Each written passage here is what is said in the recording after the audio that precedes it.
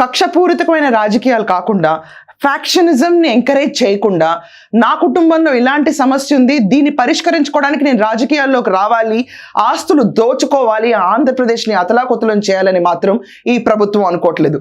Yes, ఇది మంచి ప్రభుత్వమే. మంచి ప్రభుత్వానికి ఉన్న లక్షణాలన్నీ పుణికి పుచ్చుకున్న కూటమిని ప్రతి ఒక్కళ్ళు ఆదర్శనీయంగా తీసుకోవాలి.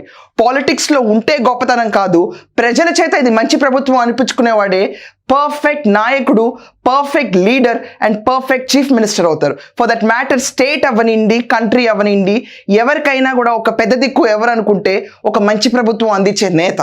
ఈరోజు ఆంధ్రప్రదేశ్లో మనం చూసుకుంటే కనుక ఫ్లోర్ ఆఫ్ ద హౌస్లో నారా భువనేశ్వరి గారిని అనరాని మాటలు అన్న it is an insult to Chandrababu Naidu garu as well as Nara Lokesh.